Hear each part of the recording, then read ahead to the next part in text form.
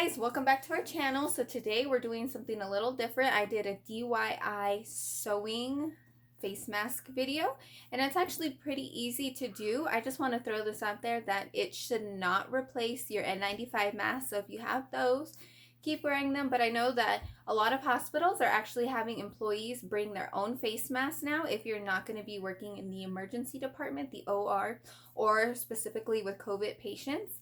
So we decided we were going to help out and donate some masks. We donated 300 masks, about 300 masks so far, to the Children's Phoenix Hospital last week and to a couple other small hospitals that were in Phoenix. I know we're on the reservation right now, but since we are out in Mesa, we decided why not?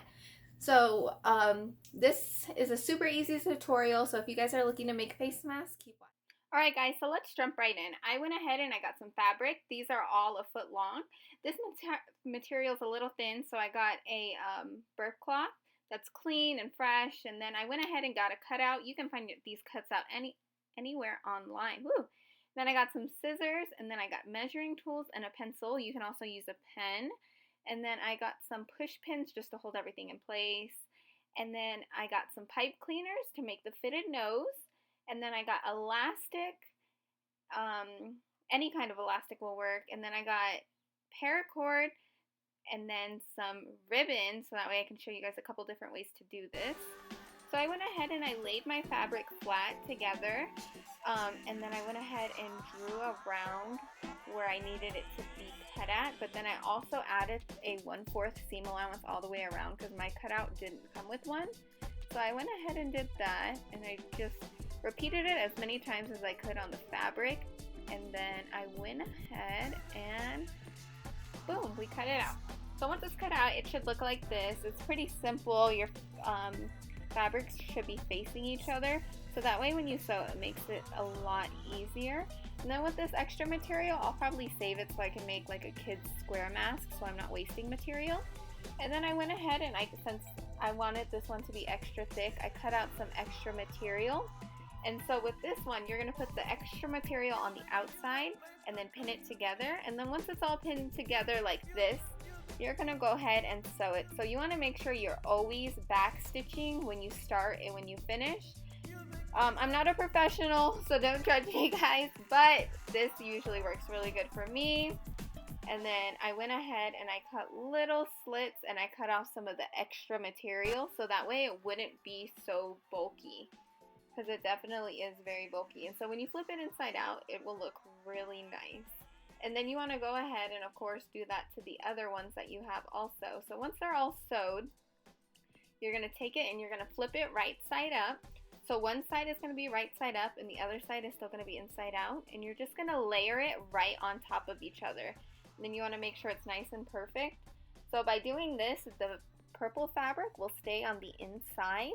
And then you're, of course, going to flip it, and then your Wonder Woman fabric will be on the outside. So I went ahead and I just pinned this together and then sewed it.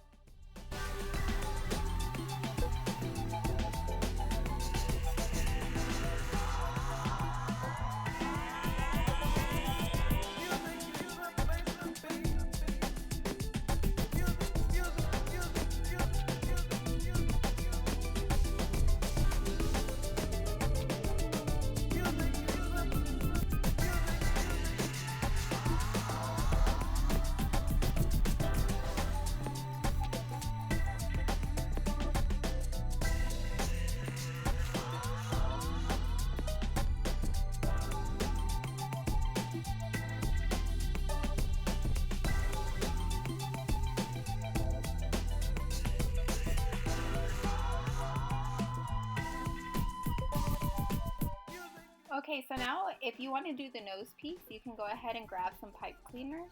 I prefer using two because Tal likes her mask extremely fitted to her face. So I just took the two and I twisted them extremely tight together because I found it's easier to work with that way. And then I went ahead and I folded it in half again and twisted it again. So that way it's like extra fitted. And then I went ahead and I grabbed a piece of fabric. My fabric is about 2 inches, I want to say, by 4 inches. And I went ahead and just placed the pipe cleaner right in the middle. And then I jumped over to the sewing machine where I changed my setting to zigzag because it's a lot easier to do that. Each sewing machine is a little different, so you might have to mess around with yours a little. I mean, I'm no professional sewer, like I said before, but it actually works really well. It stays in place. That's what it looks like.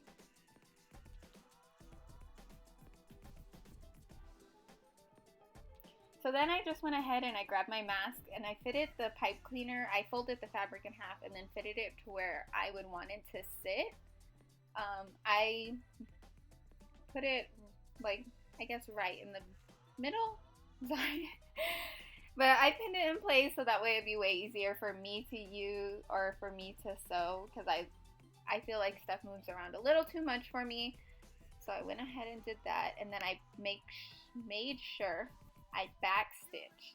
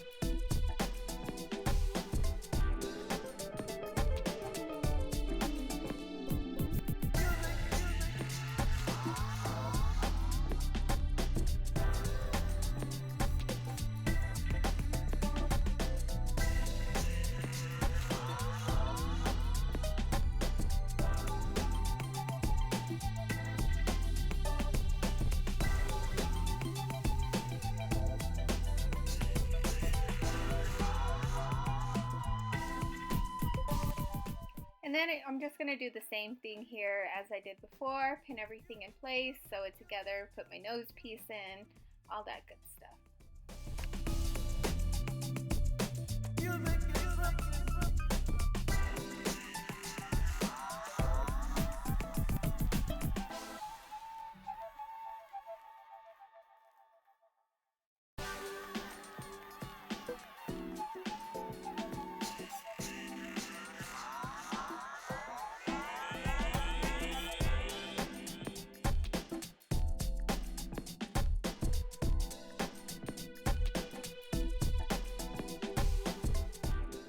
Alright, so now I just grabbed my elastic and I cut out about 6 inches. And then I burn the ends of my elastic just so they don't like start to shred or get ugly in the future, because I know it's going to be, I'm going to have to wash them a lot. And then I went ahead and just took a tiny straightener that I had because I didn't want to break out the iron.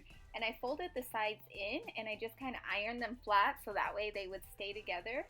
And then placed my elastic in so that way it had a nice curve to it, and then just went ahead and pinned it in.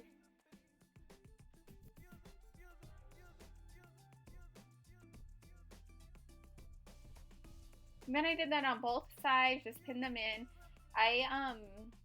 What I realized was I should have made my elastic a little bit longer, but it worked pretty good. And then for the hair tie ones, I just went ahead and I cut the hair tie where it had the, where they met.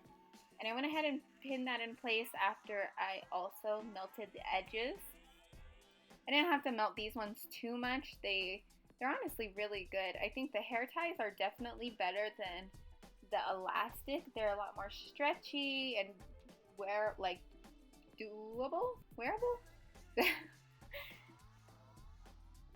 And then for the last one, I went ahead and I used the paracord and I measured, I want to say 12 inches for each. And since this is a children's mask, it worked out. But if you're going to do an adult mask, definitely make it larger. And then I just got some regular Scotch tape and I put it at the ends of the paracord and burned it. So that way it was kind of like a shoelace, so none of the ends would fry from me. And yeah, so that's what that looks like. And then I went ahead and I just sewed it, and I made sure that I back stitched, especially over the elastic, the hair ties, and the paracord, just because I knew they would have a lot of tug and pull throughout the day.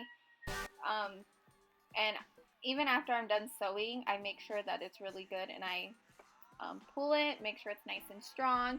And so far, these haven't broke on me. It's been about 2 weeks. I know I'm a little slow with my editing, but yeah, it's been about 2 weeks, and me and the kids are still wearing these masks. And I've washed them probably about 8 times already, and they're holding up great.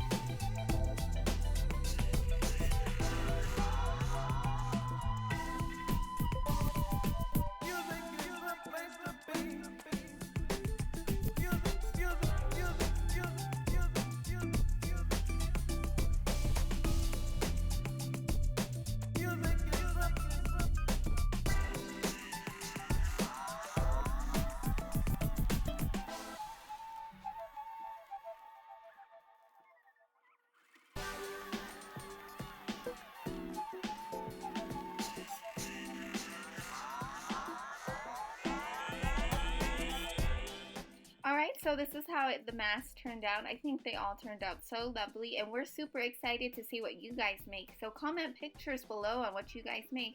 We just want to say thank you to all the essential workers. Thank you very much.